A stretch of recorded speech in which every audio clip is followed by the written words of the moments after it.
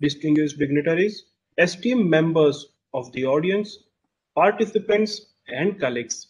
I once again take the privilege to warmly welcome you all to the fifth and last day of Atal Approved FDP on Design Thinking, organized by Department of First Year Engineering at Vidyalankar Institute of Technology. I would like to begin the session by recalling words said by Albert Einstein, who felt that the true sign of intelligence is not knowledge, nation. We are here in FDP to develop our design thinking capabilities for creative problem solving, innovation, and success.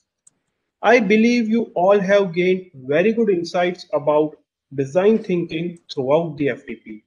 Well, to unwind last layer and for the final session on design thinking, we have with us today Mr. Yogesh Tadwarkar, our speaker for the last session. Welcome, sir, to FDP. Sir Thank will you. surprise us today on humanizing software using design thinking with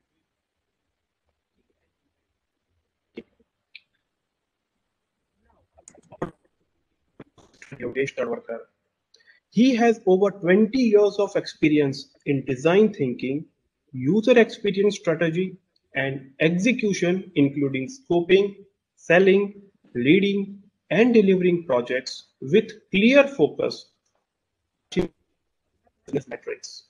He has directed over 250 design projects globally, including Apple, Google, Yahoo, Intel, HP, Sony, Citibank, Samsung, DBS, HTC, and many more. He featured on Discovery Channel 93.8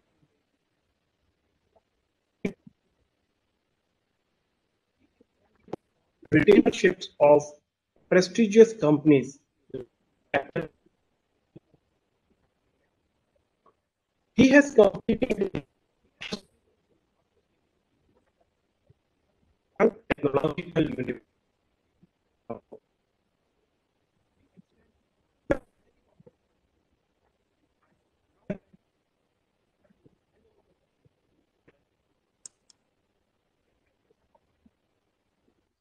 Thank you. Thank you so much for inviting me. It's a wonderful time, and I hope that I'll do justice to your Friday evening. All right. So great. Thank you for inviting me, and thanks for that lofty introduction. I still consider myself a student of design because, like Edward de Bono said, right, design is not problem solving, because if we think of design as problem solving, then after the problem is solved, we stop thinking about it. So it's a process of continuous learning. It's a process of continuous improvement, both at a project level, at a personal level. So my intention today is to interact with you all and share some of my experiences, and hopefully also learn from you. I know that it's a pity we cannot be co-located, but that's also a boon, because we get a chance to interact with people in different parts of the world. So feel free to post your comments, questions, so that we can learn from each other. So my topic today is humanizing software through design thinking. And unlike what the title may suggest, it is not so much about designing chatbots or artificial intelligence, or for that matter, anything which tries to make software behave like human. It is about humans that use the software. Okay, so it's about diving deeper into why people do what they do, and then what are they expecting from a piece of software? How does the software fit into their life? And how can we make it as invisible and as graceful as possible? So without talking too much, to give you an essence of the kind of experience that we would like our software to have, I'm just going to show you something right at the beginning. And I hope that sets the tone for what I mean, or what I admire about design thinking.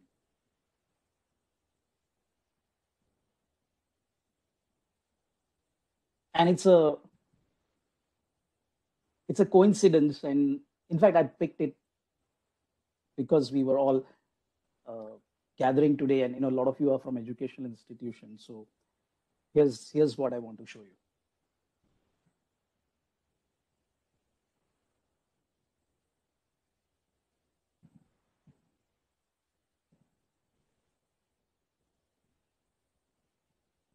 I'll let you take it in for a moment.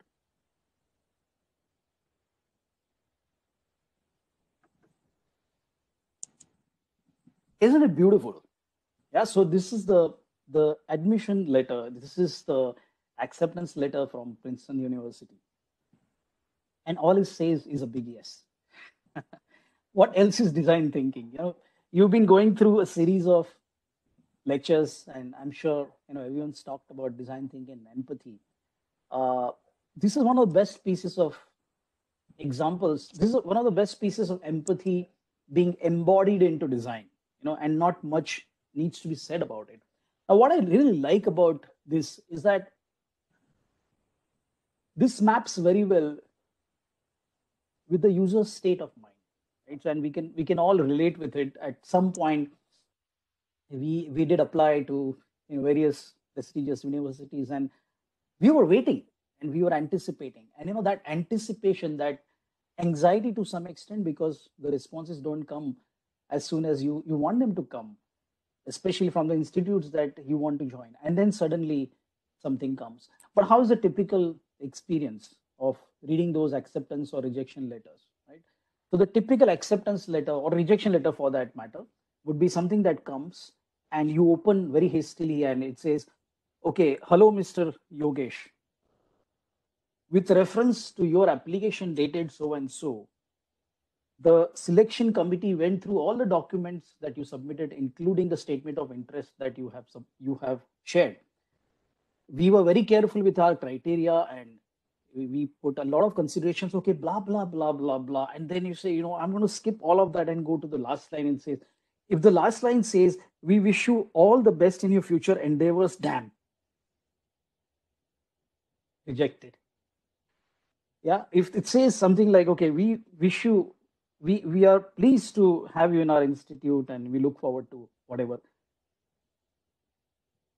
and then you are accepted, right? So it's a very, very tedious, it is a very disconnected kind of experience with what you are feeling, and that is really the point over here. When we talk about design thinking, we are talking about the context, and that context oftentimes is the emotional context that we need to understand and map our designs to. And yes, in fact, I would ask you, so there's a comment here, right? So how would the rejection letter be? Should it be a big no? No.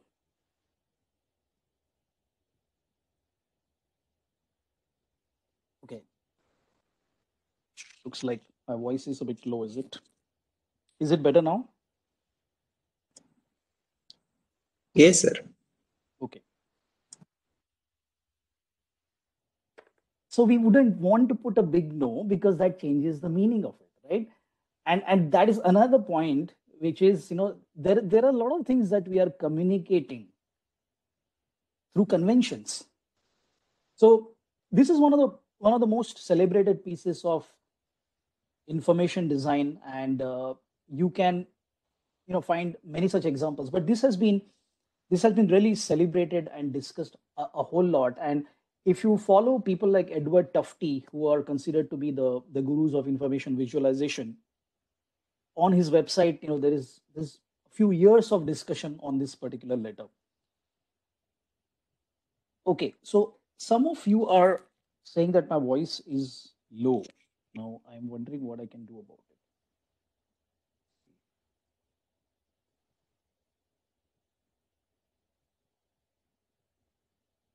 What do you think, Amada sir? Are you finding it low? No, sir, it is okay. There is no problem. Okay, so if it, because my speaker is at the max, so sorry for those who can't hear it. All right, so let me go, right? So this is the context that I wanted to set in terms of what I mean by design thinking And this is the kind of experience that we want in life, in software as well. So when we talk about humanizing software through design thinking, we are not necessarily trying to do something very different. So I'm not going to talk about technology. I'm not going to talk about coding. I'm not going to talk about something that is very esoteric and uh, sounds very exclusive. I'm not going to talk about anything that is not important. Right? So we basically are talking about things that matter, things which are human, and then taking them to software. Okay? That is the best way. Uh, so I studied human computer interaction from Stanford, and like over the years, what I've realized is that human computer interaction is easier than human human interaction, right? So managing relationships, managing communication, mitigating the trade-offs, understanding the other person's emotions, etc., is what human computer interaction should actually emulate, and that's where we are going. Okay, with that bit of context, let me give you very quick background to who I am, and that discussion was already started. So I founded Mindlinks Worldwide. It's a Singapore headquartered design firm, and we do end-to-end design thinking, UX consulting, and training. So we we do this across different platforms, which could range from portals to digital products to we do enterprise applications, and so the touch points and platforms can be very very diverse. And then we also do this in multiple environments. So I mean, not too long ago we actually redesigned an entire street in Singapore. So it's something like uh, if you take, let's say, Fashion Street in Mumbai, or if you take what is that place in Delhi, where you have lots of food. So this is called Food Street, where there is an ecosystem of different restaurants set amidst heritage buildings and so on and so forth. So that's right, Delhi Art. So this was similar, and we actually redesigned an entire experience of that ecosystem, the street, the business aspect of it. So now some may call it service design, some may call it environment design. It's fine, and we also uh, we did a very interesting project not too long ago, again very recently. It was about increasing the neighborliness in public estates in Singapore. So nowadays neighbors are not talking to each other much, right? We don't interact with each other. So how can design thinking be brought to bear to increase and inculcate more neighborliness? So what I'm trying to say is that it is not compartmentalized by software. It's not compartmentalized, and the terms that we affix on various things don't really matter. What matters is, are you improving something? Are you making a difference? And that's what we have been trying to do. So we are headquartered in Singapore, but we have a foothold across the world, and we try to do projects everywhere. So the worldwide presence. So now to the topic. Let's get to the topic. And so the literal Hindi translation of my topic today. So humanizing software through design thinking. If I translate to Hindi, you see the topic over here. Victor Sharma को गुस्सा क्यों आता है? So let's see. Let's dive deeper and find out what's happening over here. So let me first introduce to you who Victor Sharma is, and then let's see how he's doing today. So Friday evening, hopefully you'll be in a good mood. So let's see.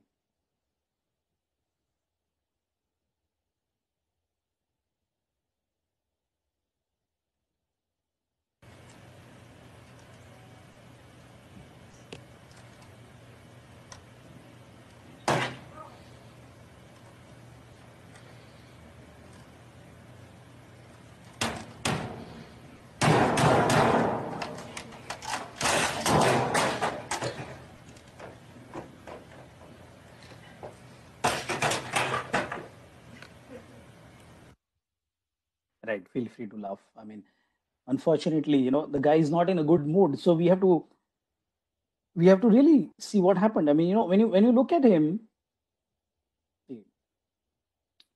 so he looks like a fine guy.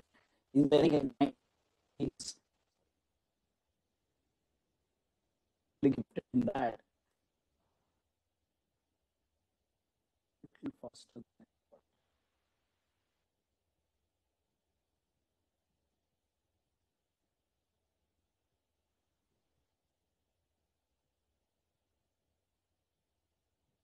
Okay, I'm trying to. Okay, this speed is a little slow. Okay, let's look at him. So we need to reflect on Victor Sharma ko gussa kyun aata hai. Okay, that is what this whole session today is all about. So you look at him, this does not seem like a guy who would behave this way, but he ended up like this, right? So we need to now reflect on what must have happened. So let's see. We talk about bringing empathy. I'm sure this whole week you have been seeing this double diamond process of design thinking. So I'm not going to overdo that and go through that all over again. The only thing I want to actually focus on is the first part over here, which is empathy. Now, everyone says that you must start with empathy. Yeah, so before going to software, I'm just going to take a step back and say how much empathy do you have and do we find in the day-to-day designs around us? Okay, so now we are reflecting on what happened to Victor Sharma. So let's look at what must have happened to him during his day and what is probably the root cause of this rage. So maybe Victor's day started with a coffee that was poured or served to him in this particular coffee pot. What do you think about this coffee pot? Isn't it nice?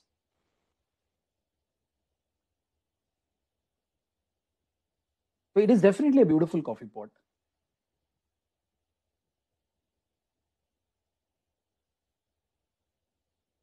Yeah, sure. It's impractical and if it's unergonomic, but isn't it pretty? Right. So again, we going a little bit into the metaphorical aspects of how designs are typically. We generally have designs which are built based on features, right? So this is really nice and it's pretty, but obviously you're going to burn your hands or scald your hands as you're trying to pour liquid out of it. By the way, this coffee pot is called coffee pot for masochists, and there's a whole array of such interesting products in a book called The Catalog of Unfindable Objects. Is by Jacques Carelman. You can write to me and I'll give you all such weird, funny books. So maybe, Victor's day started with this. So the first point that we are trying to make over here, there is a parallel track of the story that I want you to really get, is that being pretty is not being usable, right? So, okay, now let's move on. So now he was going to a meeting, let's say he hopped into a car and, he was offered a ride by his friend and he sat in the friend's car in the front seat. Okay, and you see, Victor is a big guy, right? He's a big guy. So he needs to adjust his seat and it's not his car. And for a longest time, he's trying to, fiddle with this adjustment about, how do I actually just slide the seat backward a little bit? And he's tried and tried and tried and a little awkwardly because, you don't want to overdo it and make the friend feel embarrassed. So after a lot of trying, he presses the button, that knob, it looks like a button. He tries to press it forward. He tries to, press it backward. It doesn't work. And the ride is almost getting over. And only then does Victor realize that, oh, the way to use this control is to actually just flip up the knob. So when it is unlocked, you can slide your seat. When it is locked, you can't slide your seat. Now, what I'm trying to get you to reflect on is that all the designs that surround us, it is not about how small or big they are. Now, this is where we try to understand a concept called disproportionate complexity. What is disproportionate complexity? I'm just trying to get a small thing done, right? Which is to adjust my seat. So when you create a control which is absolutely over designed or not so intuitive, the kind of trouble that it gives me is disproportionately large. Okay, so it is not about whether something that you do is small or big, it is the impact of that on the user experience that is small or big. So that is something that we just have to imbibe and move forward, right? Because as they say, you can only start solving a problem when you acknowledge it in the first place. All right, fine. So they were going, and this was like in some research institute, and they were going by a little bit of a rural road, and they came across this water faucet. Hey, and the guy said, okay, why don't we take a break? And they wanted to drink water. They got out of the car, and you see this faucet. So now just by looking at it, okay, and you can type your answers in the chat, or you can talk it out on your mic, I don't mind. How do you operate this water pump? How do you operate this water pump? So if you want to get water out of it, how do you operate this pump?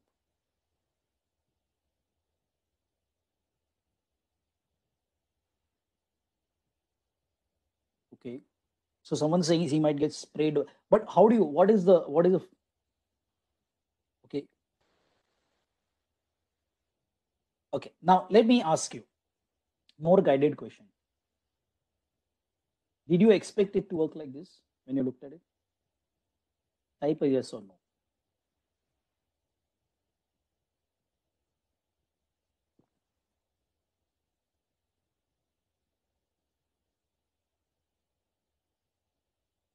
Okay, so those who are saying no, how does it work then? And some of you are saying yes. All right, now the point that I'm trying to make is this, okay? Before that, I will tell you how this pump actually works. So while this pump does give an impression that this works by pressing the lever up and down, so basically the pumping action, okay? But the right way to operate this pump is to simply flip the lever up and keep it there. Okay, so when the lever is in the up position, the water flows in steady stream. This is the intended operation of this control. Okay, now you see the irony, and this is where I'm going to make my second point. The first point that I made was good looking doesn't mean it's good. Okay, the second point is good intentions are not the same as good design. Okay, now the irony of this, so let's look at the intention of the designer. What is the intention of a designer? So this designer realized that when you're trying to pump something up and down, whether it's male or female, you are exerting a lot of effort. So to save the effort, the engineering design of this is that when you flip it up, the water flows in steady stream, a lot of human effort saved. But because we have what's called a mental model, mental model is something that you form because of your exposure to similar systems, because of habits, because of training. And then you carry the mental model of your previous experiences to the new experiences. Most of the people end up thinking that this is still a pump. Okay, now you see the irony. Okay, this is my point. When you're pumping, and look at the middle image, when you're pumping the water up and down, for a brief moment that the lever is in the up position, the water flows. Okay, and the next time then you put it down, in the down position, the water does not flow. But because you think that some water is coming, it gives you a completely wrong idea that it's working, but it's not working as well as you want. And then you start pumping even harder, which is exactly the opposite of what the designer intended, right? He intended zero effort, and then you are doubling your effort. So there are two takeaways in this. One is good intentions are not the same as good design. And second is that we have what's called mental models, which get transferred to our next experience. Okay, we'll see about what to do about it. Okay, what to do about it. All right, so let's say, that experience was over, and now Victor came to this research institute where he was finally supposed to meet someone and, his friend, and they parked their car and came. And then they came to this particular lift. And that lift, just when they're about to get into the lift, when they're waiting, they saw that maximum occupancy is 182 persons. Have you seen a lift as big as this?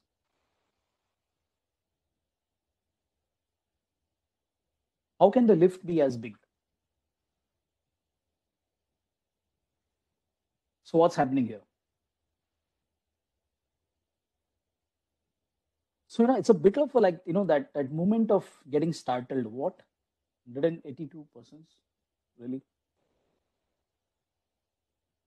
Okay. So in the interest of time, what's happening over here is called wrong mapping.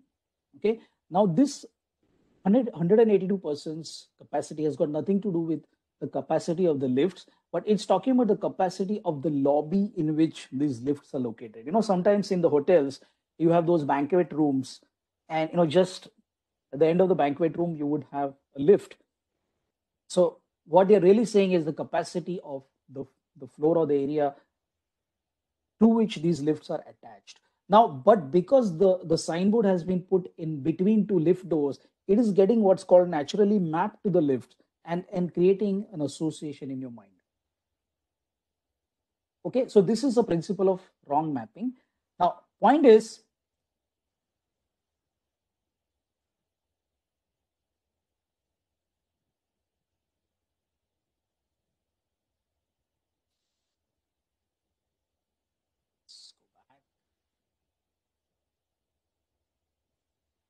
all right. So, okay, now you see, we are going through these experiences one after the other, and here comes another experience. Now, Victor has been going through these experiences. Now, all that separates him finally, is one corridor that he needs to cross and meet his friend that who's having his meeting with. So what happens is Victor comes to this particular door. There is a pull. There's a vertical handle here. Victor pulls. Okay. Can anyone tell me, when you see a vertical handle, is it a pull or a push? What do you think you should do when you see a vertical handle? Pull. Okay. All right. So let's say you pull. Okay. So Victor pulls this, the door opens. He goes into the corridor. He comes across another vertical handle and he pulls again. But the door does not budge. The door does not open. So what Victor says, really? What is this? So he lets go of this handle and he tries another vertical handle which is next to it. Maybe this is locked or bolted. So he tries this particular handle and he pulls again. This does not budge as well. Now you see, for a moment, Victor feels that he's trapped. Okay. And I value these movements as a designer. So it is not about whether that is a solvable problem or not solvable problem. It is about a couple of things here, right? So what if, I was thinking about how am I going to present myself at the meeting? What am I going to say? And he was in the middle of some thoughts and you disrupted his thoughts. That is bad. Yeah. So it's about caring for small movements. Design thinking is not just about giving some bunch of features to users, right? You are creating disruption, small or big, is not the point over here. So what's happening here?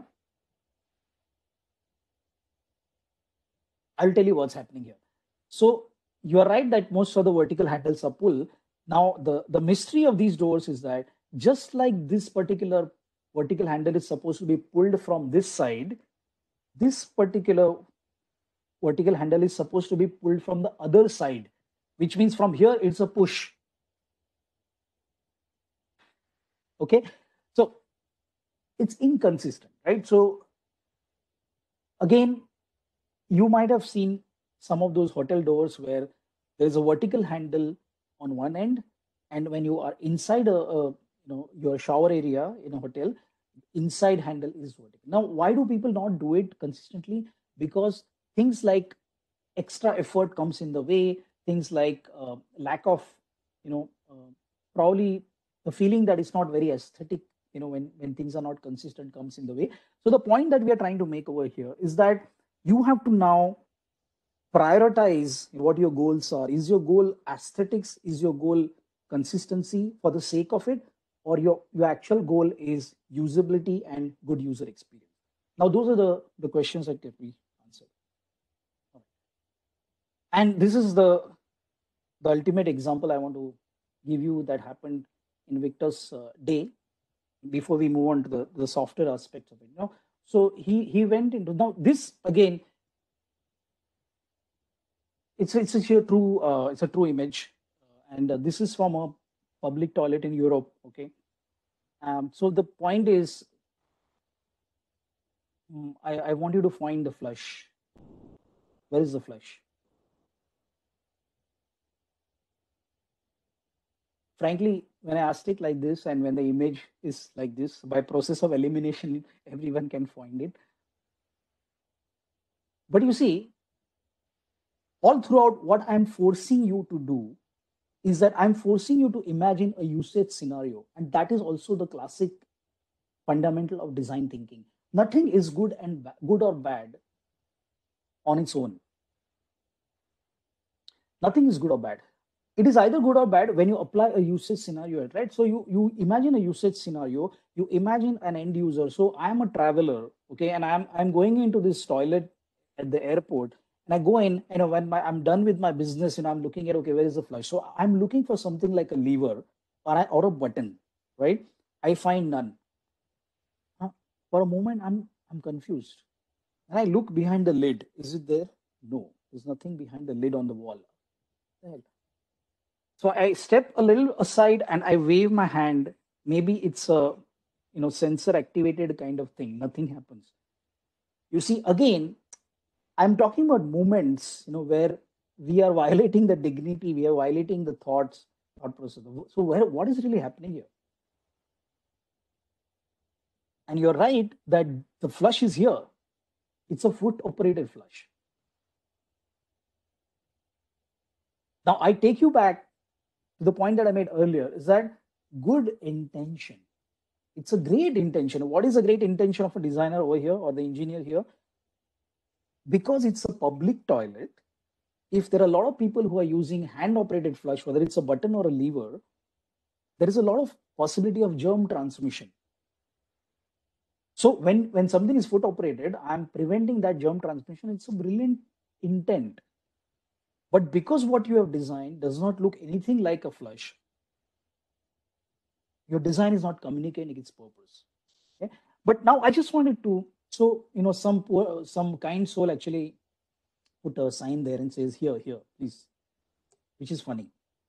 So I'm just going to add one more point to it and then we move on. And that point is, does it then mean, so when I say there are mental models, people have previous experiences, does it mean that I should not innovate? Is that what you mean? Should all my subsequent experiences be similar to my previous experiences? No.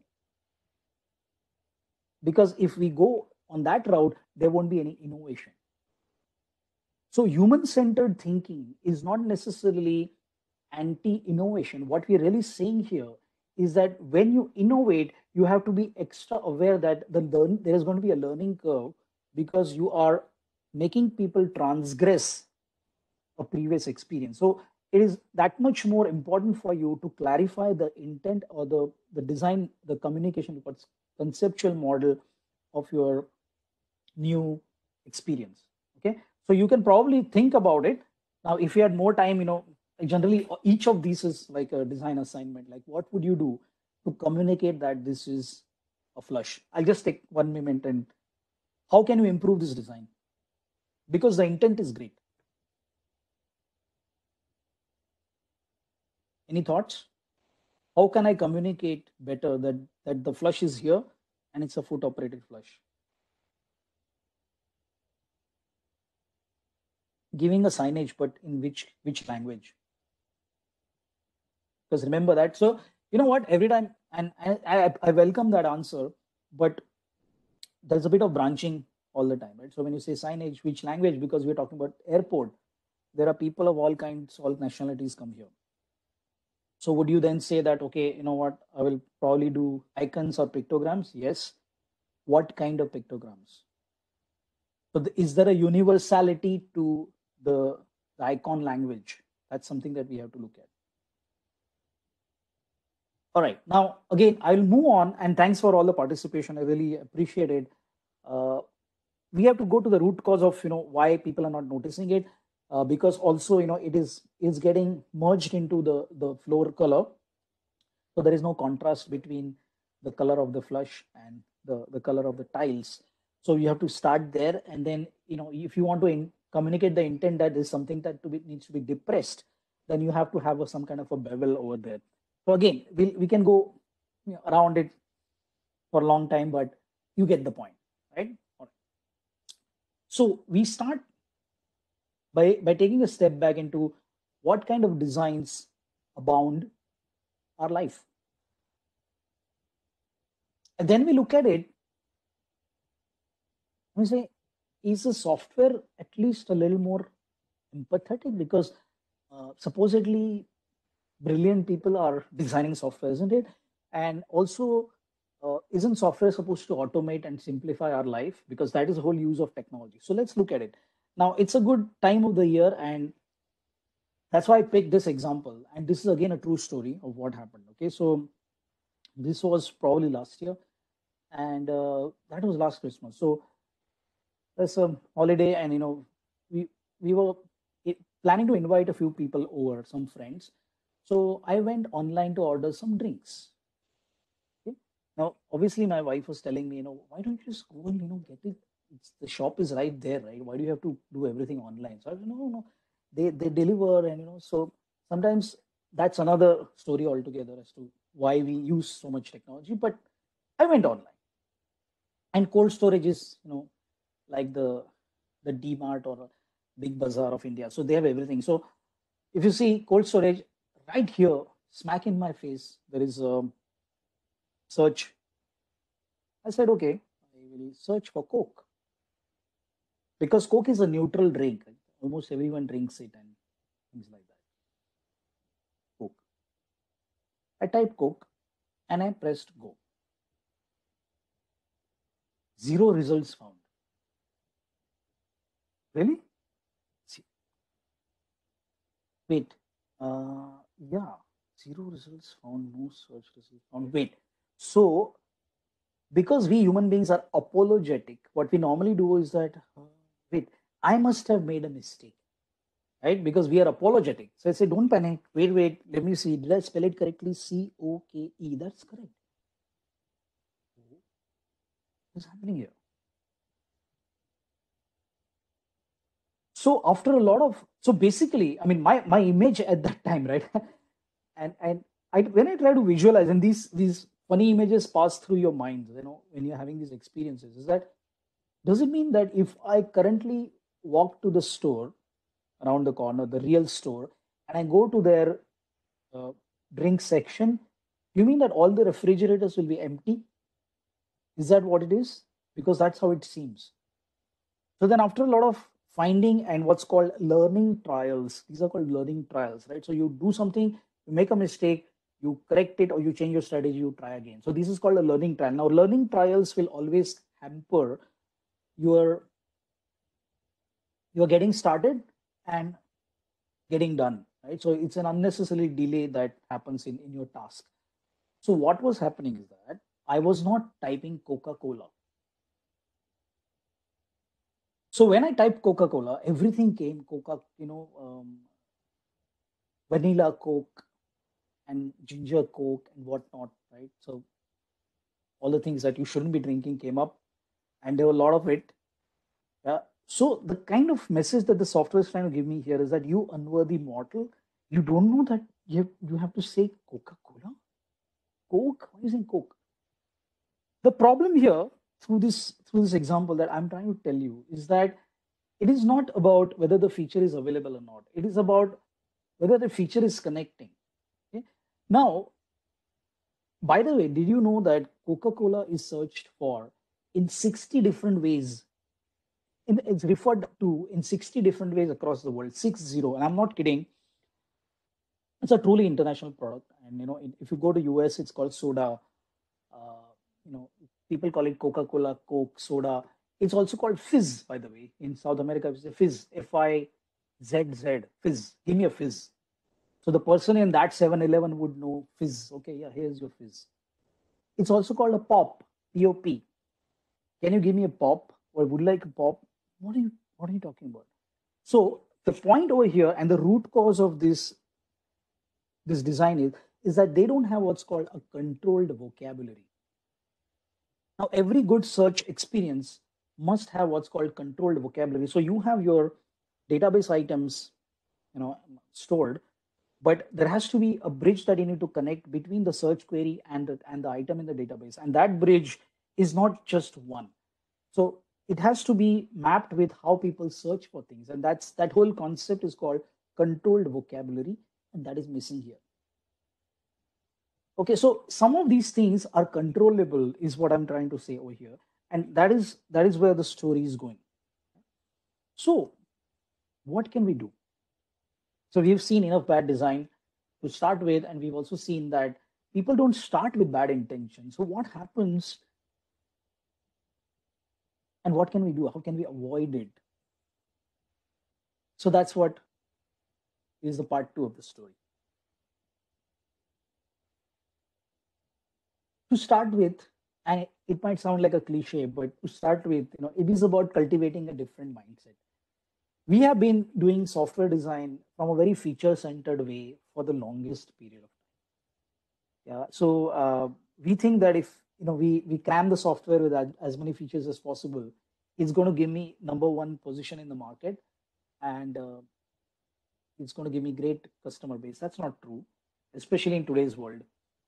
So what we want is, we want to move from making people want things that we create to making things that people want, or creating things that people want, which means that we have to flip the whole frame and start not with features, but with understanding what people need and how can we map it with their needs, their aspirations, their opportunities, even their constraints. Okay, so isn't it something that we're already doing? There is requirements gathering in software, right? So the typical requirements gathering in software projects is this.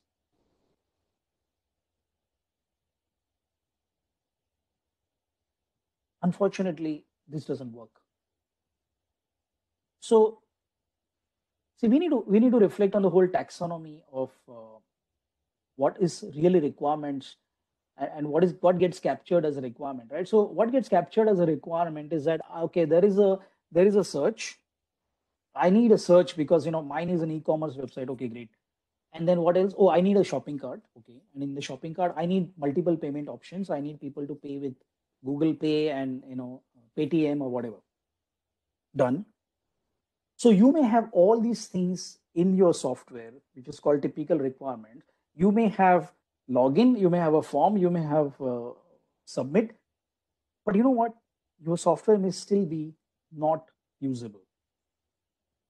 Which is why I said that we need to reflect on what is really the meaning of the word requirements. Are we talking about features, or are we talking about users and their needs? So we need to flip this frame. We need to also, and I'm not saying that functional requirements are not necessary.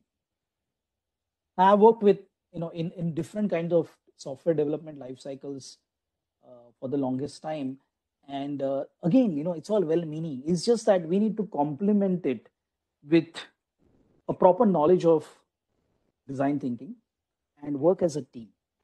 Right. So this is getting worse, when people talk about things like agile, etc. Because in the name of agile, people are running and people are under the pretext of creating minimum viable product. People are creating absolutely uncooked recipes which could have been much better conceptualized or delivered right from the beginning. And under the name of multiple iterations, people are wasting resources. So it can be changed. So we just need to provide a constructive critique on the practice and work as a team. So this is something that's happening now. I wanted to have some tangible takeaways from today's session and not just make it either just a colorful story or something that you are entertained with, but something that we can take and apply. So I'm going to talk about the 5 measures of software usability to start with, and then I'm going to go into a concept which is a little more deeper, which is called contextual inquiry, because we've been talking about context. And finally, I'm also going to talk about something called personal goals, and I'm going to give you some case studies, which are very exciting case studies. So let's start with what can we do in tangible terms, right? So first and foremost,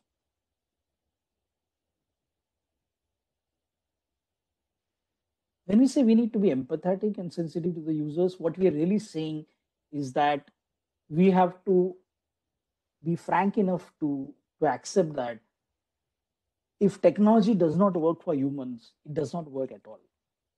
Yeah, and that almost sounds like there's a management dictum which says that don't tell me how hard you work, tell me how much you get done.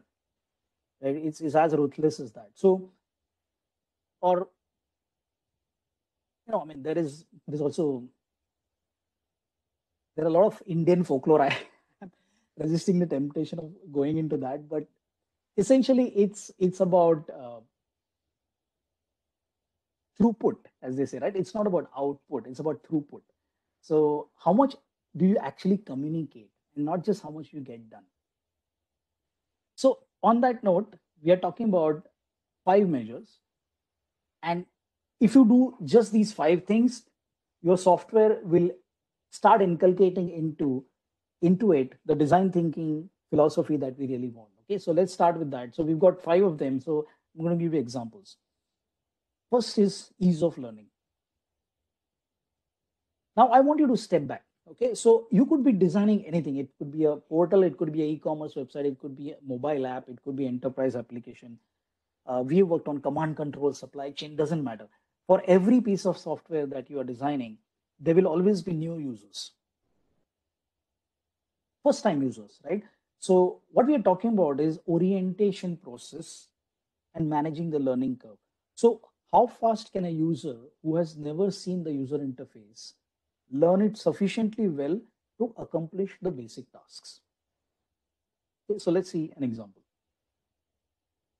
So this is for first timers, and there are always first timers. It is not a matter of how intelligent someone is or how experienced someone is. If you're designing something new, so let me take a scenario, right? In the classic philosophy of design thinking, we never judge anything as good or bad without a scenario. So take a scenario. So I'm going to show you the Singapore business licensing portal, and we are going to look at how easy it is to learn that and get started. And the scenario is that you want to set up a shop that sells handphones. Sorry, this is Singapore. Handphones are mobile phones. They call handphones over here. So you want to set up a shop that sells mobile phones, and you want to get a business license for it. Now, Singapore is extremely advanced in terms of ability to do business or set up your business online, right? As I say, and you can actually literally set up a company in 7 minutes flat in Singapore, and that's not an overstatement, because I do have that experience. But you know what? Let's not rest on our oars, and let's look at the real experience. And don't worry if you don't understand this domain. I'm going to walk you through it. It's not about this particular website. It's about the experience, so you can relate with it. So when I come here, right, as a person who is a small, I just want to in those like in malls, um, we have these small shops. They do mobile phone trading, some mobile phone accessories, and things like that. It's that kind of a small shop, and he wants a business license, or she.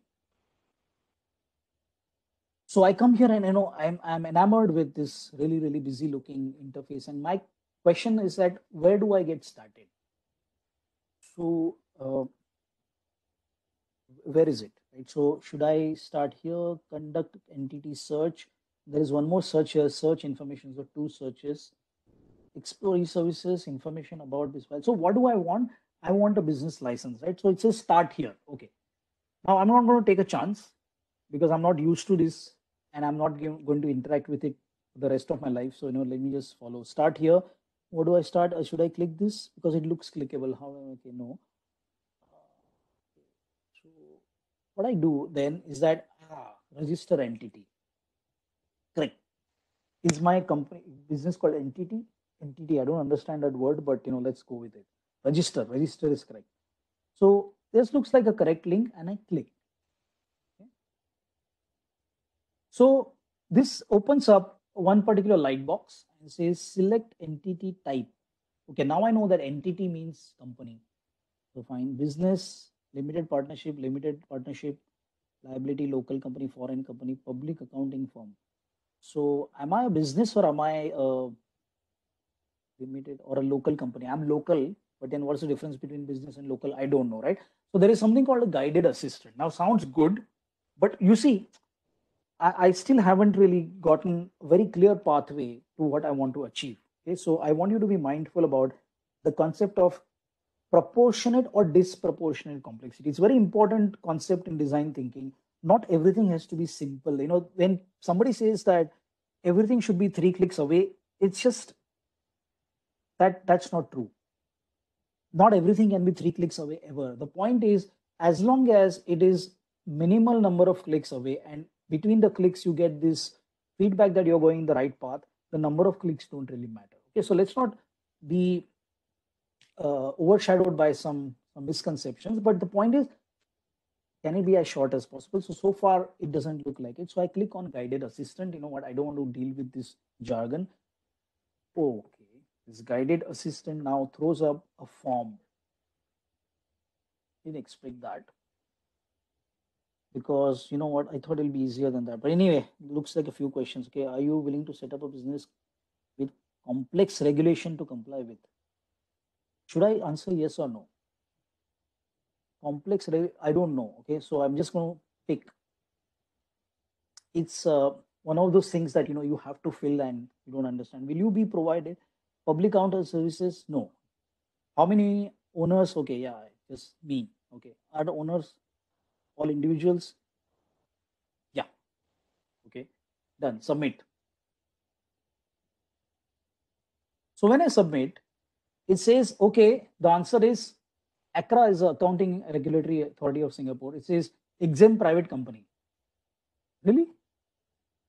Exempt private company sounds like much bigger than what I had imagined as a small shop. So a company is a business. So you know what? I probably answered this first question wrongly because I didn't really understand it. Are you willing to set up a business with complex regulation? Let me say no and see what happens. So again, I'm going through learning trials, you see.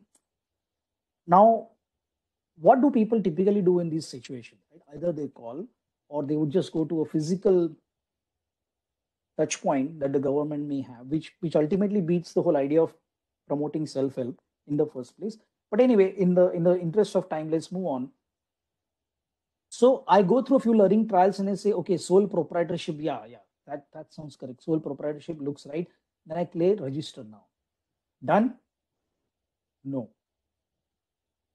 Then that brings me to a login page. Now, SingPass is a bit like, it's a single sign-on for all government interactions. So every person in Singapore has something called SingPass. Anyway, so you have to log in. So I have to have SingPass ID and password. Okay, I log in. You see, again, this process is secure. So there's a two-factor authentication. That means I have to have a mobile phone and go through that. Long story short, it is not as easy as I thought it would be, especially considering who I am, right? I'm just a small businessman who doesn't understand so much of jargon and technology. And then, once I log in, it starts yet another cycle of learning, which says take note into considering next information. Okay, fine, next. Okay, another big form, primary activity. So you have to search for your primary activity. So when I type handphones or mobile phones, it does not really give me anything. So what it gives me instead is 108 pages of different business listings, categorization. Anyway, you get the point. You're already frustrated, right? And that, imagine what happens to the real users when they try to do it. 108 pages. So let me move. extremely hard to get started. Okay, that's the point. So as I skim through the different examples, I see, okay, manufacture of telecommunication. No, oh, but I'm not manufacturing. So let me skip these. And then there are forms, and so just to get started here. So my question to you is, you have to think of it also from an organization's point of view. Okay, so I've got tons of different types of business categories. So how do I fit it in 2 pages? I'm going to have 108 pages. So the question to you is, how would you simplify getting started? And again, no right or wrong answers. For this particular scenario, how can you help the person?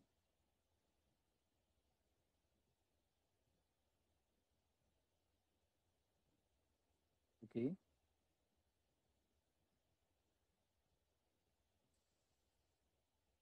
See, the broader the categories, the more vague they are. So that's the thing, you see.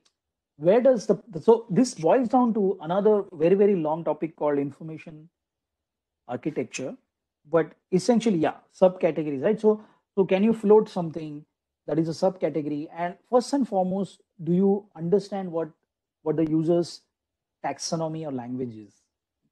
So if we can have information architecture that matches users' mental model and language, if we improve that guided assistant to actually allow or be a little forgiving and accept things like handphone, instead of telecommunication and all that. And then, if you have a search with control, these are some of the possible ways. Now, again, the point that I'm trying to make is that I picked this example on purpose because I didn't want to show you something, which is very simple to fix. So there is also an organizational aspect to fixing something. And therefore, this process is not easy, but it starts by being empathetic. It starts by understanding the users. Okay, this is National University of Singapore, and let's say there are campus interviews happening, and then you are a student, and you want to quickly find out where's the campus interviews, and I want you to search for campus interviews. You search and find campus interviews. Where is search?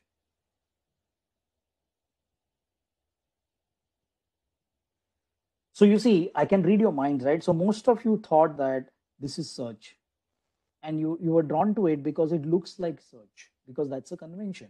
Search is usually a white box which is on the top right corner, and it's not. Okay, so there is very search. Visitors, email search, there is search. So the irony of the situation is that you have to search for search in this website. And it's a pretty prestigious website, right? So the idea is not to poke holes, but it's all constructive criticism. So after a lot of, you see that this search is here at the footer. So nobody's going to find it over there because we, okay, somebody found it. It always happens. Amazing. So you should be in the like CBI or something. Please join CBI.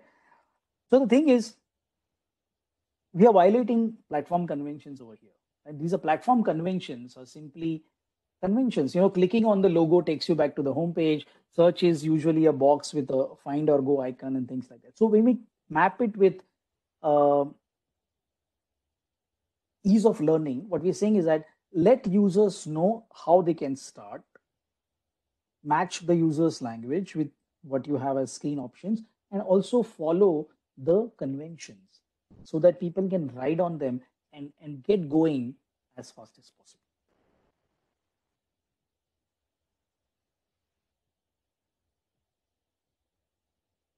All right, now the next one is efficiency of use, right? So now you see the usage curve.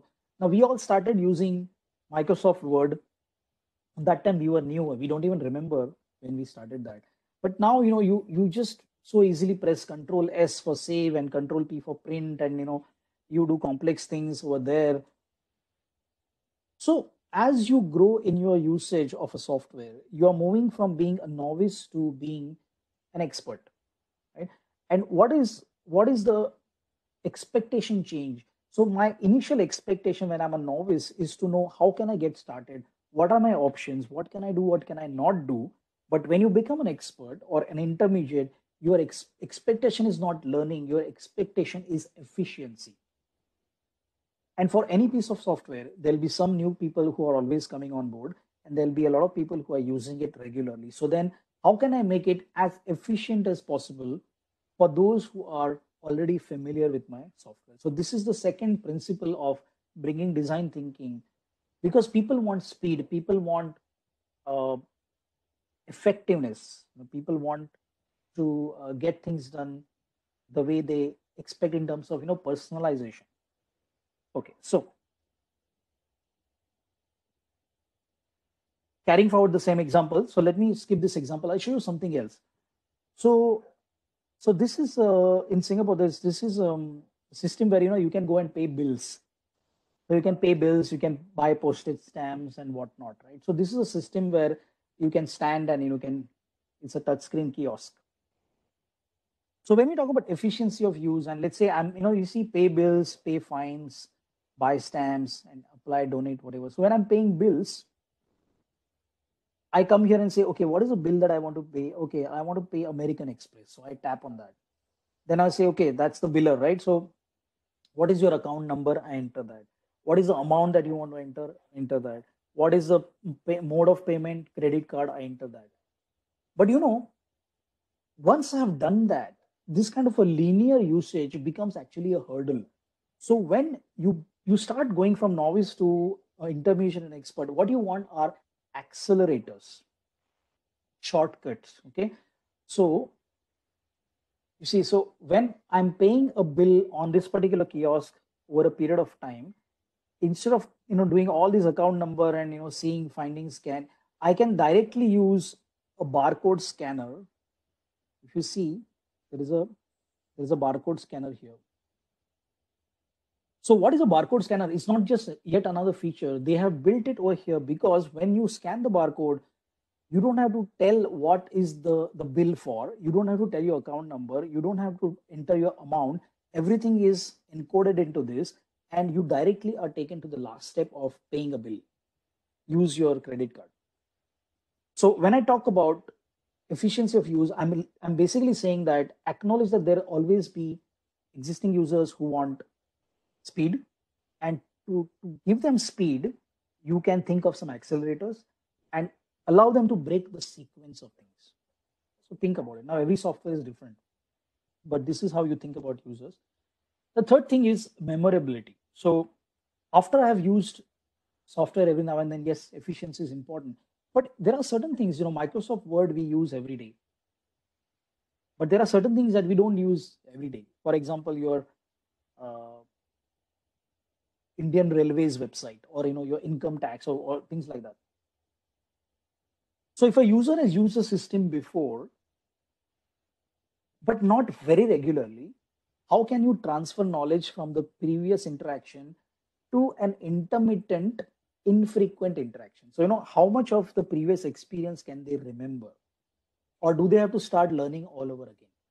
So this is the third tenet of software design thinking. It's called memorability.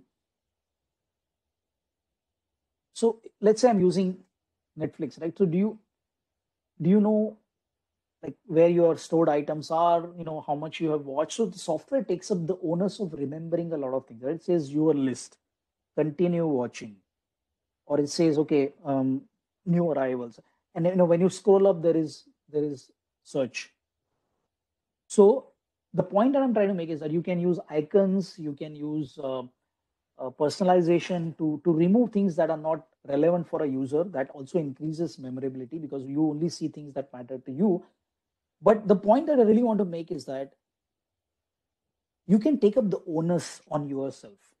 So the software is remembering what matters to you. The software is remembering how much you have watched, etc. So this is a principle of onus in design thinking, ONUS, right? Whose responsibility is to remember? Because most bad software puts the burden on the user. Yeah, take it or leave it. You start and do whatever you want. But can I take the onus as a system and bring in the experience and customize it so that you don't have to remember. This is the aspect that I want to talk about.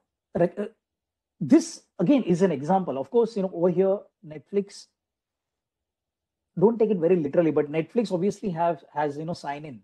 So now they have, it's an authentication based system. So that means they can remember you. So even if it's not authentication based, how can I transfer knowledge of my previous interaction? That's also worth thinking about. So what I'm saying is not just based on systems that have a login or authentication. I don't have a lot of time, but see, there are things that we always do. For example, even this system. So just to clarify that, right? See, this system is doing a lot of symmetry over here. So, pay bills, pay fines, top up, this and that is all here. And then, so sometimes to improve the memorability, what you can also write on are things called spatial memory. So memory of spaces. Sometimes, when we are returning from late night, maybe shopping or movie, and then you enter your house, the house is pitch dark, but you extend your arm and you exactly know where the light switch is and you switch it on. What is that?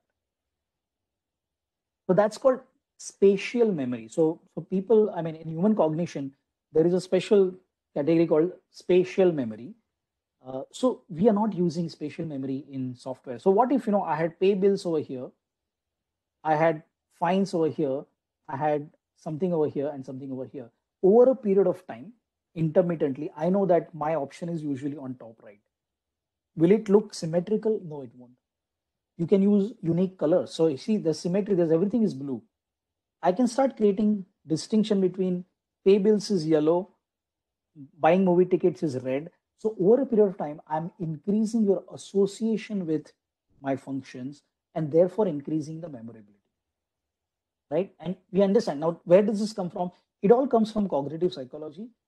And we all know, right? So instead of, so like I'm an actor, so I do a lot of theater. So when you're trying to memorize your dialogues, you don't just read your dialogue in your mind. You do what's called multimodal interaction with content. Multimodal is one mode is my vision and the other mode is my speech. So when I speak out my dialogues, it's going to be remembered much faster. Same concept. Okay. So memorability is a third one. Fourth is error management. So no matter how well designed your system is, people will make errors. And that's not because of anything else, but many times, we may be multitasking. I'm ordering something on Amazon while I'm eating at the same time, or I'm watching TV. So it could be multitasking. It could be lack of understanding of your software. It could be whatever. So how often do users make errors and how can they recover from those errors? I think I would like to reposition this slide by saying that, it's not so much only about error recovery. To start with, it's about error prevention. So can you prevent errors from happening? Because recovering from them is time consuming. So won't go too much into it, but you try to prevent it. And if they occur, instead of giving people very cryptic messages, what you want is to tell them what happened, basically what went wrong, why it went wrong, and third is what can you do about it to recover. So if you see this particular login error, unable to log in, why? Well, you have entered either an invalid email, unable to authenticate. Remember to check your caps lock is turned on or off. So it's giving you some, we all have seen it before. So it's good and bad because, this caps lock on should have been given as a message right before I entered. If your caps lock is on, you can always recognize. So error prevention, error management. Okay, that's the fourth tenet. And finally, it's not only about making sense. It's about making people feel good about themselves. So when you talk about subjective satisfaction, we are essentially talking about how much do users like the system. So it's really the emotive aspect of your interface, which is driven a lot by graphic design, by interaction design. So, for example, uh, I'm not quite sure. I'm not maybe. So, if you've seen McDonald's kiosks, really big plasma TVs kind of thing, and then you can interact with it. Is it extremely usable to order your McDonald's orders from here? No, it's not. I mean, you get confused about, what sometimes you think it's, drag and drop, but it's not, it's just a tap. And, sometimes you're confused as to, where do I pay? But the point is, despite all of those, the interaction is very pleasant. So this is a dimension of design, which is called affective design, AFFECTIV, affective design. So affect is a facet of emotion. So the point that we're trying to make is that it is not enough to be logical to have good information architecture, navigation, and taxonomy. It is also important to have a good graphic design to make sure that you create cool interactions. Yeah, things like that.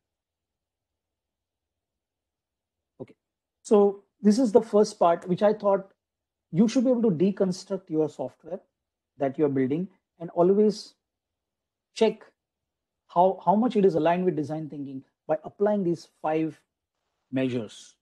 Okay, so that was the first tangible takeaway that I wanted you to have.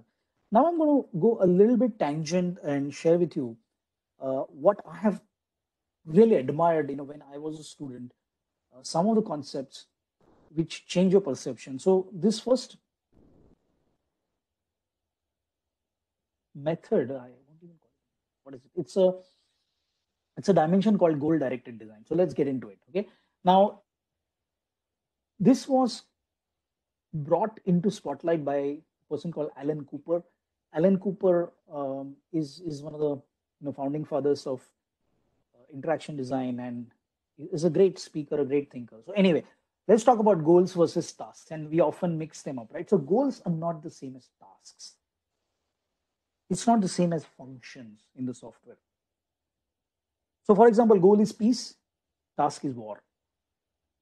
Goal is to watch a relaxing movie, and isn't it funny, what we are doing with Netflix and Amazon, all that, half the time we are searching and what should we watch? So my goal is to relax, but my task is to get stressed. It's funny. The other day, last week I met someone, and the husband said that, oh, my wife doesn't ever watch any movie at all.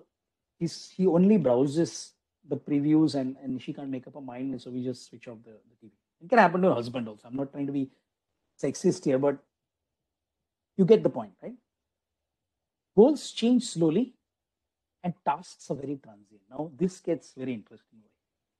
So traveling from St. Louis to New York, this is a bit of an esoteric example from US, but see, when you are traveling between 2 cities in the US in 1850, your goal is what? To reach as fast as possible, correct? And to be as safe as possible. Now, when I talk about traveling from whatever St. Louis to New York in 2004, have my goals changed? Do I not want to reach that next city as fast as possible? Yes, same goal. Do I not want to be as safe as possible? Yes, of course, same. The goals haven't changed. But how have the tasks changed? In 1850, if I wanted to reach as fast as possible, I would ride a horse instead of walking. That was the fastest mode of transport. And for the purpose of safety, I would carry a shotgun because I need to be safe.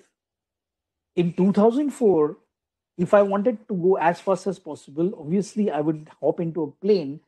And for the sake of safety, I will actually keep the gun at home because otherwise I'll be arrested. Correct? So tasks change, goals don't, which is why you need to focus on goals when you're designing software and not tasks, and should not confuse. And I'm going to give you some examples. And one of the most fundamental thoughts that I really have admired when I design software and that I want to share with you is this concept called personal goals. End users have personal goals. So focusing on those personal goals will actually make your software shine. but it starts by acknowledging those personal goals. So let me show you an example. Scenario, okay? So let's say Alan Wong is a senior consultant in so-and-so corporation, and his company has been asked to recommend a suitable web design company for designing a corporate website. After the selection of the vendor, the project will be taken over by Miss Teresa, who's the project manager. So what this Alan is supposed to is do some shortlisting, and he's supposed to provide recommendation. Now we see the personal goals. What is Alan's personal goals? Do minimum work. Extremely insightful, right? So you want him to do a lot of work, like shortlist this, go here. You want to do as less as possible. Are we talking about the person being good or bad? Doesn't matter. He wants to do as little work as possible and still get to his goal of shortlisting. He's not shirking work. He's just saying, I want to reduce the effort. But whatever I do, even if I'm doing less legwork, I want to appear thorough and well informed when I make that management presentation.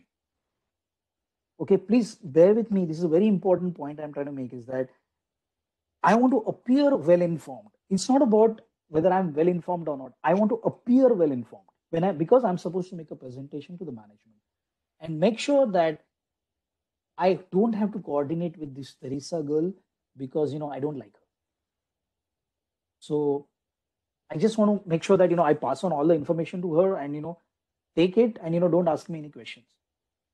Now you may think in your mind that what has this got to do with software design? Isn't it all personal traits of people and talking about some psychology and all? Yes. Let me show you how this matters. So let's take two websites. So I go to the first page, one website, design agency Beyond Solutions. Okay, so it's very, very minimalistic. Think, create, believe. Now I talk about Alan's personal goals. Okay, where do I start? Think, create, believe. I have to really figure out what. So I have to do a lot of clicking and figure out, okay, let me say take one, okay, click. Okay, who is this company? Somehow I find out that, okay, about is somewhere. And say, we all have our visions and rarely are the same. That is why we believe in looking beyond fixed solutions and to challenge the boundaries of our mind. What is this?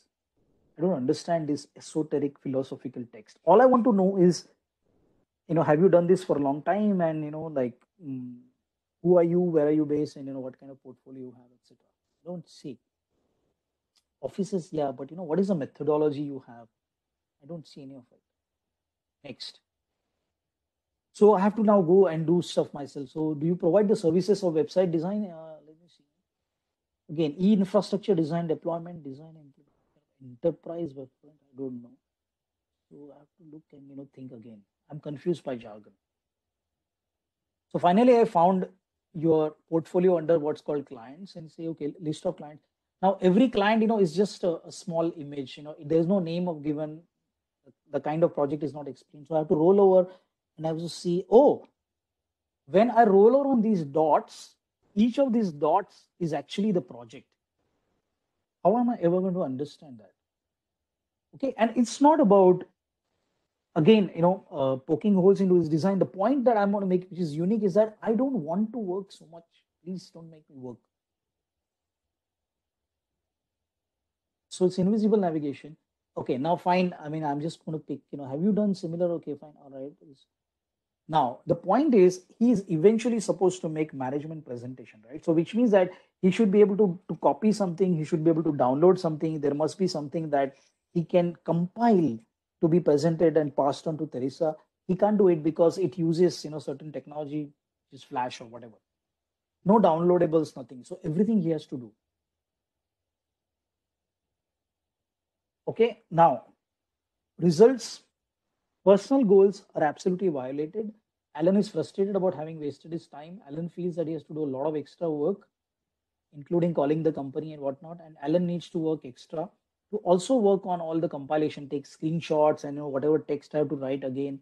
And he still wonders at the end of the day, is this the right company or not? And am I going to be held? Because what, I'm not sure actually. Now let's take the second website.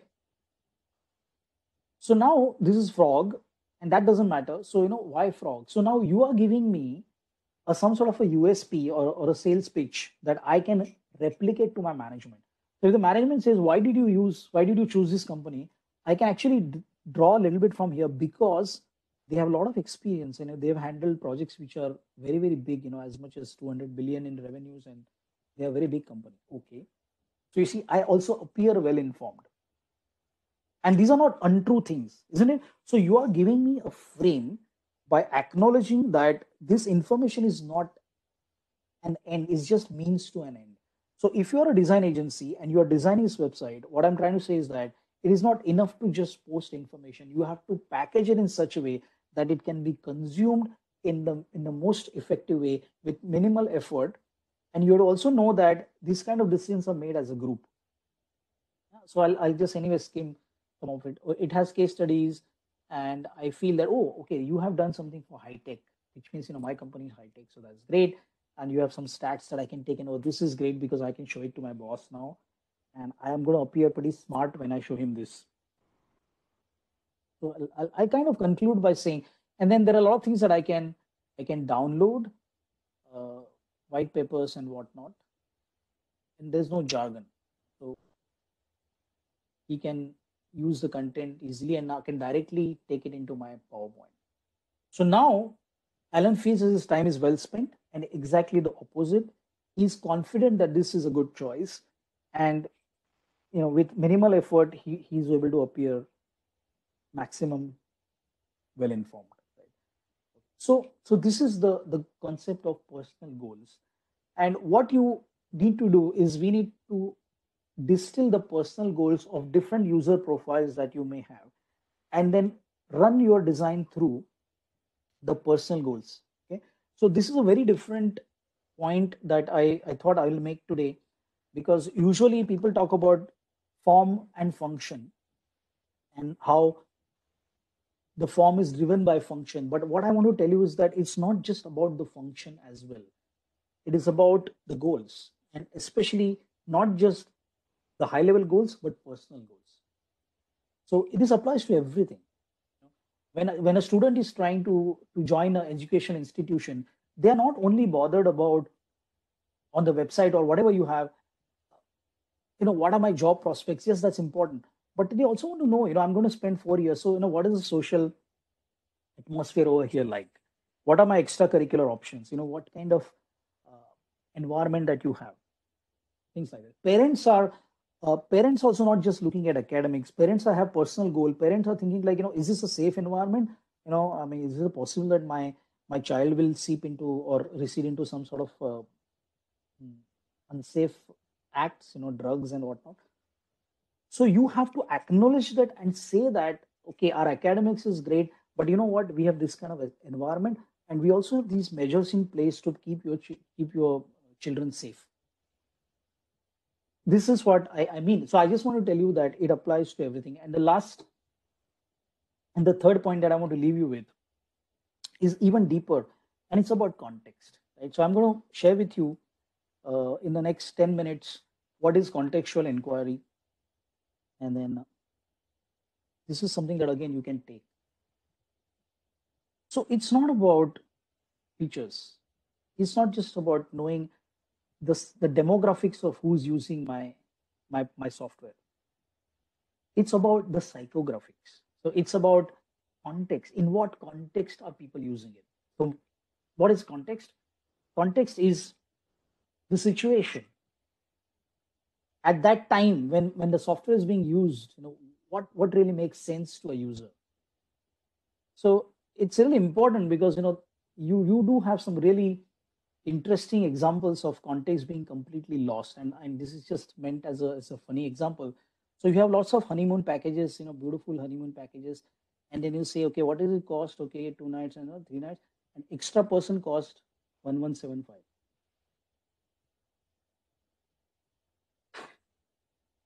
Context. So again, this is meant to be completely in a jocular vein, but we want to get into the context, right? So I want to give you a quick case study. I might go over a little bit by 5-7 minutes or 10, but bear with me. It's a wonderful case study about me and my team working with Singapore Police Force and how we applied context. So let me share with you while sensitizing information which is obviously private. So we apply a technique, and this is the technique I'm going to give you, is called contextual inquiry. Okay, so how do you humanize software, bring in the context, not just by knowing the scenario of use, but this is a proper technique called contextual inquiry. And what you're doing in that is you're doing something called work modeling, and that work model is basically along 5 dimensions. Okay, so the first dimension is flow. Flow means what are the different entities involved in that software, and I'm going to explain all of this.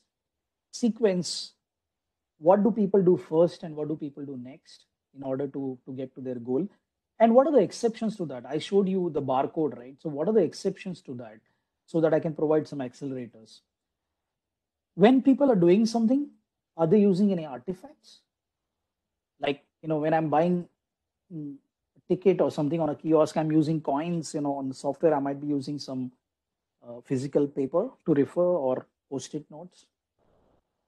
What is the physical environment like? Is it interruption prone? Is it noisy? Is it very hot?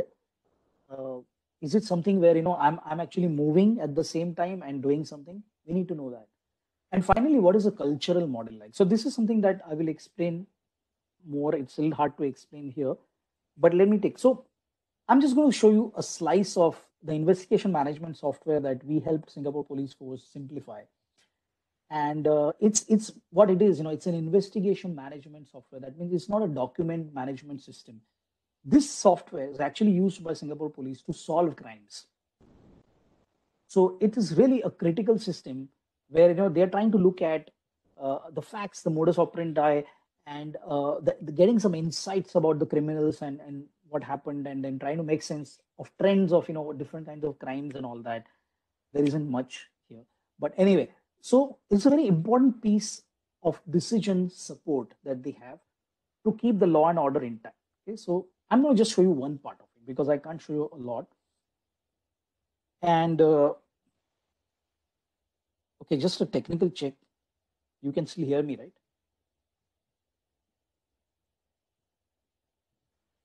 So I'm just going to take one part of the software called recording a police statement. Okay, so somebody has been arrested and the police are taking, there's a complainant and there is an accused. Okay, so the police is taking the statement of an accused. Now, what I'm showing you here is the way the software was originally designed, and it's just a metaphor because I can't show you the actual one.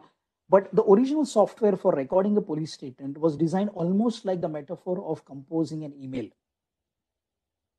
Okay, so the assumption was that, okay, there is this accused person who is brought into an interrogation room. And by the way, when we designed this software or redesign, we don't sit in a room. So contextual inquiry is an ethnographic technique where you are moving and you are actually observing, and through observation you're making sense and designing. So we moved with the police. We were in command control rooms, interrogation rooms, prisons. We actually moved with police when they were on missions. We moved with experienced people, not so experienced people, day, night. And it's a very exciting experience from that point of view. But it's also a technique that you have to develop over a period of time, because how do you immerse yourself in a foreign environment and be part of something and almost discreetly assimilate what's going on? So it's actually a full science. We don't have time for the whole of that today, but it's essentially a very systematic ethnographic technique. So we are in interrogation room over here, okay, and the assumption of the original software was the police, the investigation officer says, okay, so this person is saying that he came to take back the money that you had borrowed. You had borrowed, and instead of giving him back the money, you showed him a knife and you attacked him with the knife. Is that true? So the assumption in the existing software was the accused says, no, of course not. He did not. This is what happened. 1, 2, 3, 4, 5, 6. I enter as a police officer. Okay, I enter everything. And once I have entered over here, so what is the case? Who's being interrogated? What is it? I enter over here, and then like composing an email, when it is done, I say register or I say submit. Done. Is that how the real world works? Hell no. So we were in the interrogation rooms, and the way this happens is very different. And I'll try to bring in contextual inquiry here and show you, right? So the person is in handcuffs and he's brought and he's made to stand or sit, and the statement starts, right? So this person is saying that you attacked, and instead of, no, of course not. You know what? This person who's talking, he actually is a cheat. I never borrowed any money. In fact, he's the one who's setting me up because of so and so. And if you see his record, past last time also, he has done this kind of cheating, and he's the one who's a rogue, not me. Now, when I'm typing this as a police officer, I cannot just keep typing anyhow. Because at this point, I need to cross-verify the information. So this person is saying that this guy is a cheat. Okay, what do I need to do some cross-verification? Now, for that, I may have to go to the case records. I may have to go to another systems, or I may have to go to totally different ministries in Singapore to see if there are any other records. Okay, so it does not work like this. So I'm going to show you first how the new metaphor was created, and then continue for 5 more minutes to tell you the story. Very exciting. So when we redesigned this, it became something like this. And again, this is a schematic because I'm not at liberty to show you the actual software, but this is very much a schematic, and you can get from here. So first of all, you would say, no, this looks damn complex.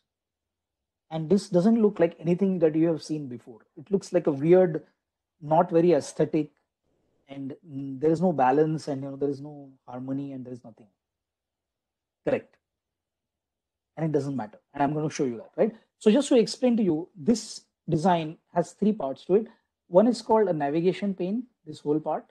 Okay? So whenever you select anything in the navigation pane, the local navigation associated with that appears over here on the left, right? So suppose I select here, it will come here. All the minutes will come. Now, when I select something, one of these items, when I click, it will appear over here in the viewer pane. And then there is a recorder pane. So here's something where I can record. I can type. So now you go back. Let's rewind and play the scene again. Okay, the person is saying, and just a quick note is that when I'm recording something here, and when I navigate away, this recorder pane does not move. It just stays there. What changes is this part and this part. This recorder pane stays in place. Okay. Okay, let's rewind. No, he's a rogue. Oh, is it? Okay. Now I'm typing something over here. Maybe this happened, somewhere in the middle of the statement. I stop. Then I need to go to what's called case persons. Okay. So I leave this pane. I click on what's called case persons. I tap on that. Okay. When I tap on case persons, all the people involved come here. I can tap in one of them and I can check. What if it's in some other system? Well, you can do something called screening. So I go to screening. Now the various ministries that provide screening are here. Maybe there is a border security or whatever, right?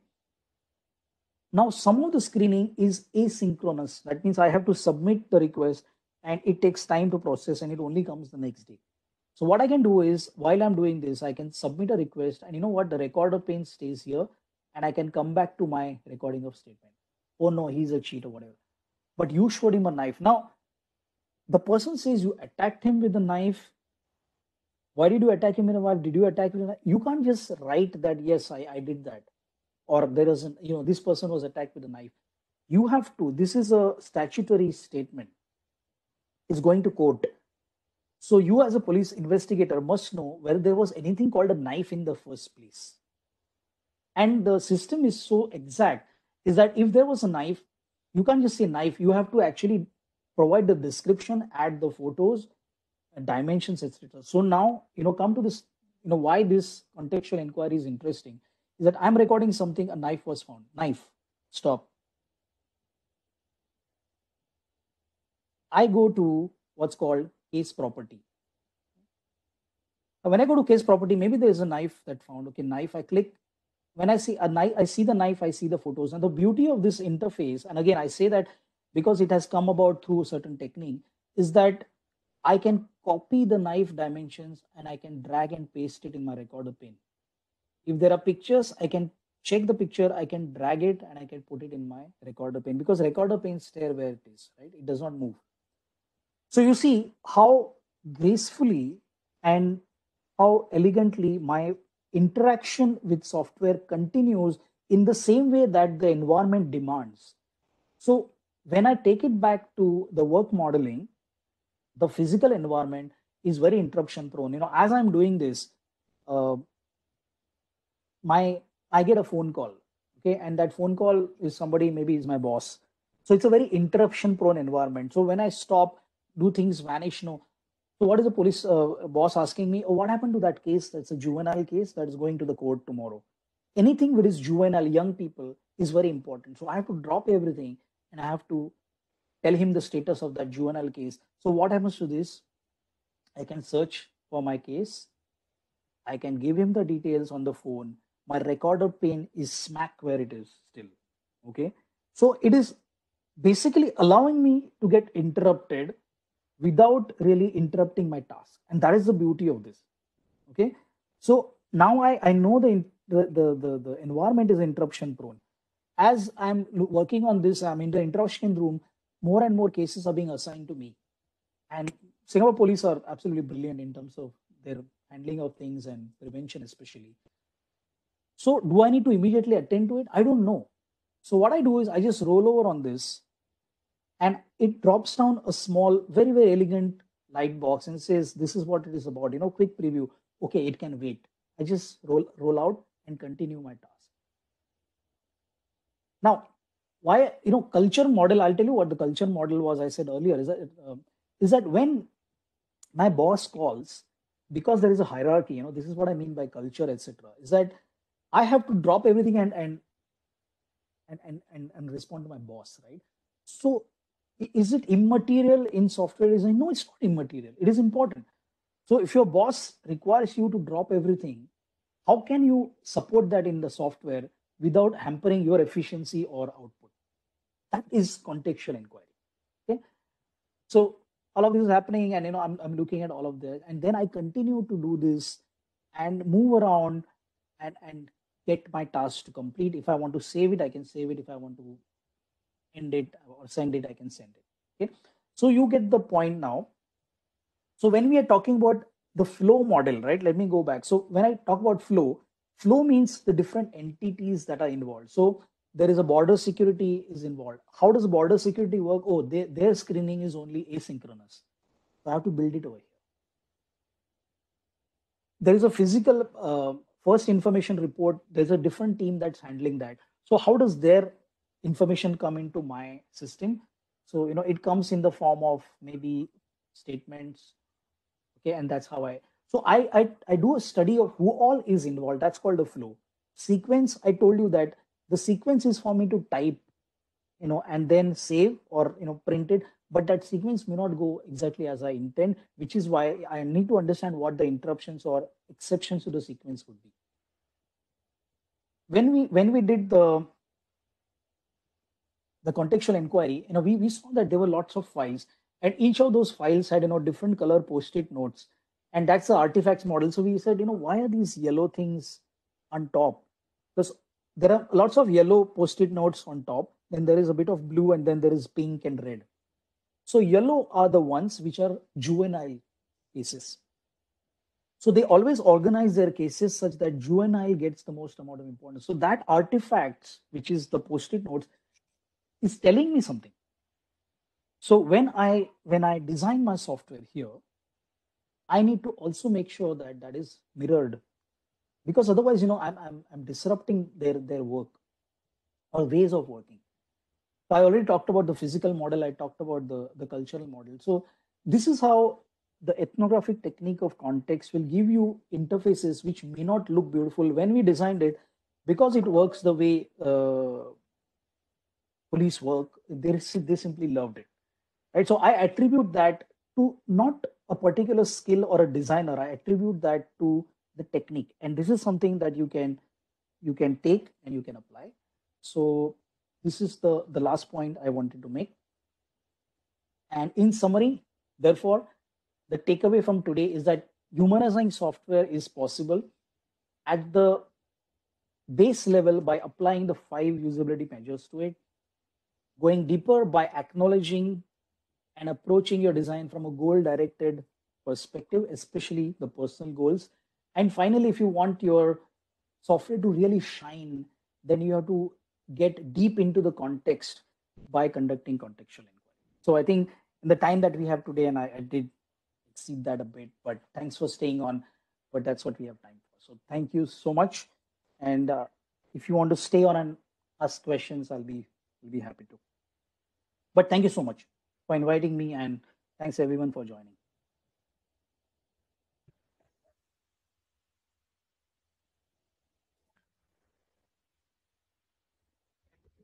Sir.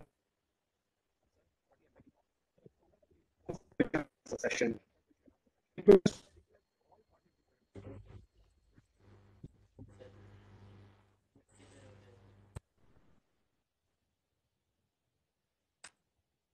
And what I would request is, if you can switch on your videos, we can interact better.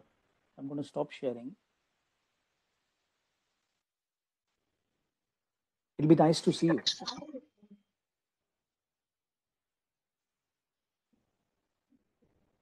Okay, no right or wrong. I really welcome your thoughts. And, has anyone ever done anything like contextual inquiry? It may be called something else, doesn't matter, and benefited from it. I would really want to ask that maybe as a question to start. Have you benefited from direct observation of end users?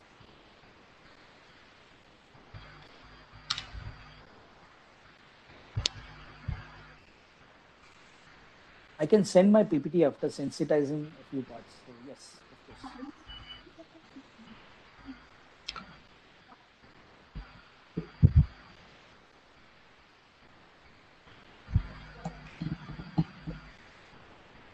All right, questions, comments, any experiences?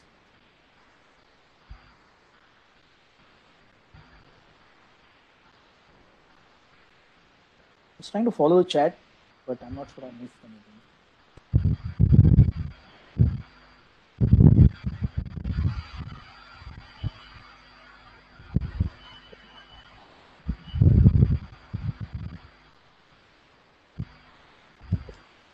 Okay, let me ask you, okay, in that case, just 5 more minutes of your time. How many of you are directly or indirectly involved in software design?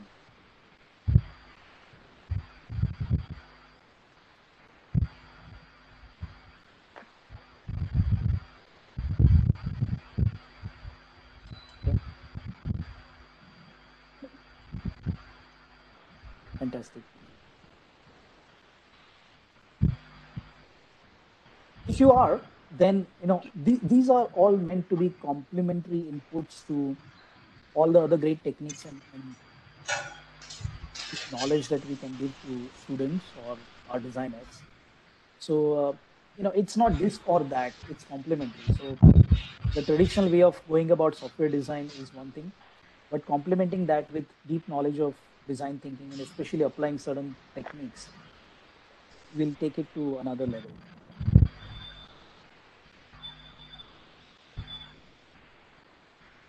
So the question that I really wanted to ask is, what are the challenges that you have in designing software, typically of any kind? And do any of that really relate with not being able to make design decisions?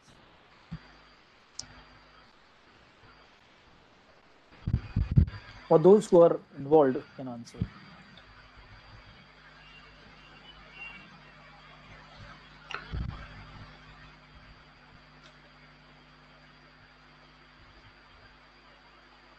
Understanding the customer requirements. Suvarna, can you talk a little bit about it briefly? Like what exactly is the challenge there?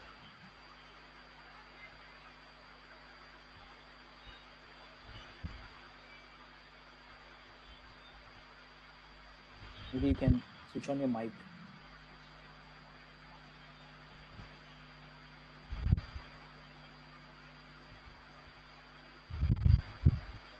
So my intention is just to take some of the questions and approach it so that we can generalize it to some insight. So my feeling about requirements is that it's about the way requirements are taken. So a lot of times, and I'm going to keep it short, I know that we have exceeded the time already, is that typical software requirements are taken from a functional point of view, and that's not bad. But when we create, so we've created over the years what's called a hybrid agile model. So what we do in short is that we do not enter the software requirements gathering session without some initial design concepts. So we actually sketch out a few things based on, see, every project has some high level requirements, right? I'm building an e-commerce product and they're going to have, so I'm going to build something. These are sketches. These are not final, but I'm going to get something visual into the software requirements gathering sessions so that people can react and reflect on that. That way people are forced, and I'm talking about people, I mean stakeholders are forced to think from an end user's point of view. They just don't list, I want this, and this. They start seeing how those things come together in a screen or interaction. And when they come together, what are the trade-offs? What are you gaining? What are you losing? So just by making software requirements gathering more visual, you start making a difference.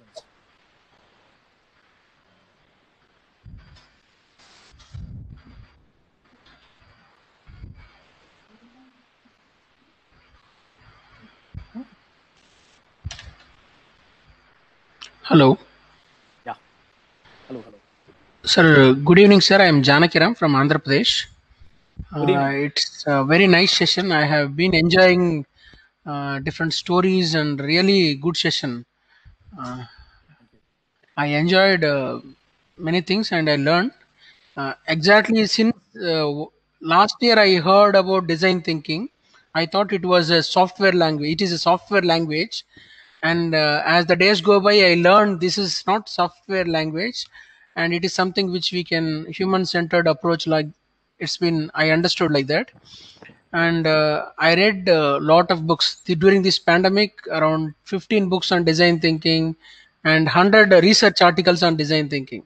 Wow. So I am really very nice. Whatever I learned here and there, I am all this dot. I am connecting through your session. My question to you is: I am working on an article called "Can Design Thinking Fails? If so, where and when and how it can fail?" This is the article I am working on. Okay. Can design thinking fails? I started kind of I reviewed a literature. I am in the process of preparing a questionnaire. Mm-hmm. So I just want to know some of the inputs from you. This is what I want to ask you, sir. Yeah. So first of all, I mean, I'm very impressed that you've taken your excitement to another level by actually putting effort and reading so much about it. So great job. Now, coming to your question, I like your exploration because this is going into the realm of what can be called meta usability, right? So while we say, okay, a certain concept is great, but does it actually work, right? So you are actually almost going into so meta usability is usability of usability. So when we say that, I'm going to conduct contextual inquiry, but is it really effective to conduct it? How do you immerse yourself in, with police and all that?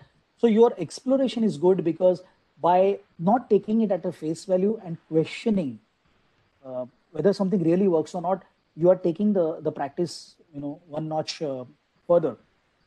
So the way I will approach it is in two ways in the interest of time. So there are two classic issues that we find in design thinking. And the first issue is that how to get the stakeholders to see the benefit of this, because there are perceived hurdles to infusing design thinking into your software development life cycles. And those hurdles are classic hurdles like, perception that this is going to add to time and budget. This is something that's too feely-weely, and it's something. And the other hurdle is that perception is that design thinking is only about graphics, etc. Right? So the first part about when design thinking can fail is when you're not able to communicate the value of that and get a buy-in from the stakeholders. Okay, that is one hurdle. And the second hurdle, and I think the biggest hurdle, is that by following the method or various things that I showed you, you're not going to immediately start or you'll be able to come up with great design. So the bridge that is the hardest to cross when we talk about design thinking and where it can fail is that you have done a lot of research. For example, I've immersed myself and I've developed a lot of empathy.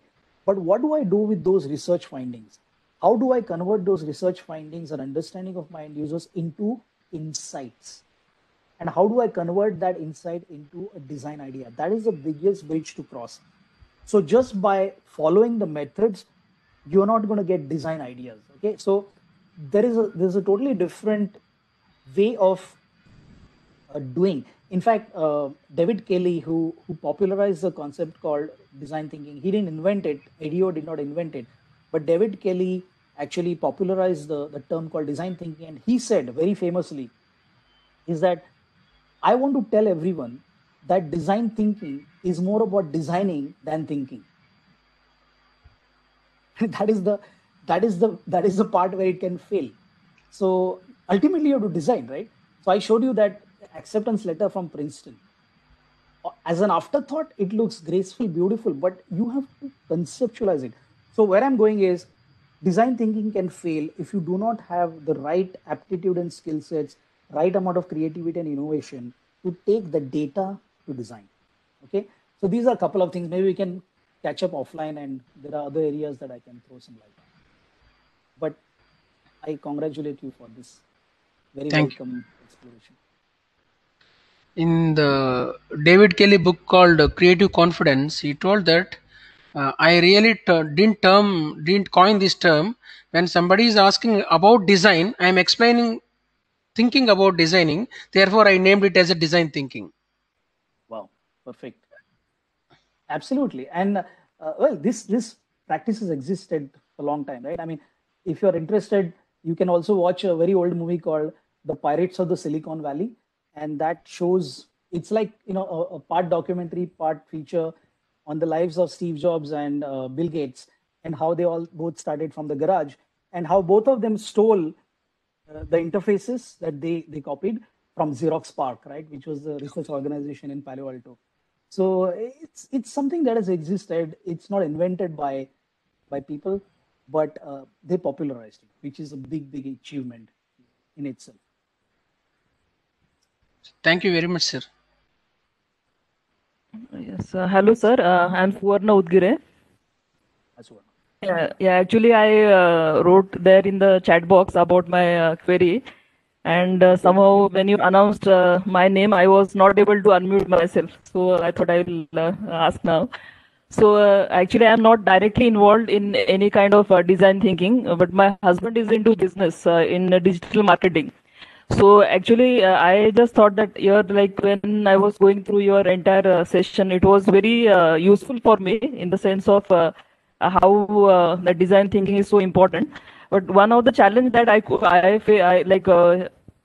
visualize is that how to understand the customer requirements very clearly, because sometimes the customers are not very clear about their requirement. But now when our topic is about humanizing this like all these factors of the designing thinking, just a minute, yes. So this is very important actually, and that was my question actually. Means I could not unmute that time. Yes, yeah. No, that's a good elaboration. So again, I'll go back to saying that it's about the technique, right? So see, there is a difference between opinions and facts. If you ask people what kind of magazines they read, a lot of times people have biases. They have a social bias, they have a prestige bias. So people will say, yeah, I read Fortune magazine, I read National Geographic.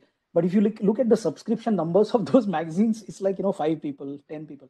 So people have all kinds of biases. So you have to move when you're taking the requirements. You have to move from opinions to facts. And to really get the facts, you have to change your method, which is why things like focus groups and surveys and sitting in a room and those kind of things don't work. So you have to observe people, how they work. You have to and which is why I picked the technique that I think is very important for design thinking, which is called contextual inquiry. It is about being there, it's about observing, and it's about making sense. So it's about the techniques. The traditional way of requirements gathering is oftentimes gathering just scratching the surface. And and then you go back and build something, and the customer says, no, this is not what I said. And then there is so much of iteration, and I mean, there is almost 50-70% of the software projects go into what's called a scope creep. So the system integrator is saying, like those like Infosys is saying, they just change the scope and, they just increase the scope. But the point is, did you capture the requirements correctly in the first place? Yeah, so it's a lot about introspection, using the right methods, and therefore a very tangible advice that I have is that if there is a team of business analysts, you have to either equip them with design thinking methods, or you have to infuse your team with complementary headcount of designers who can actually do it already. So that's the only way you're going to get there. Yes, thank you. What else? Everyone has their Friday movies finalized? Okay, I won't keep you much unless there are questions. I'm okay, but I hand it back to Ambada sir. Yes, Ishan. Ambada sir, small request, sir. Yes, sir, tell me. Yes, sir. By tomorrow evening or Sunday, I finished my questionnaire. I request all the people, when I send the questionnaire of can design thinking fails, I request all the faculty members and participants to fill that questionnaire and send it back. This is my request, sir, with your permission. This is which questionnaire, sir? The article which I am working is can design thinking fails. Okay, please do write to us, sir, and we'll look into it. Thank you very much. Thank you. Ishan, you may continue.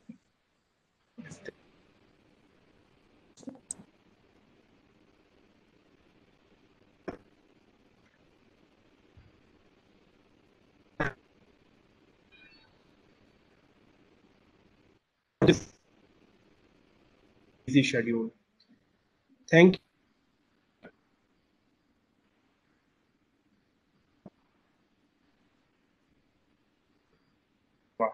Over to you, ma'am.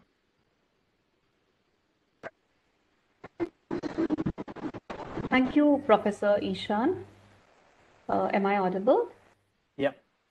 Yeah, thank you. Adding to the discussion, overwhelming discussion which have been going on, let me quote here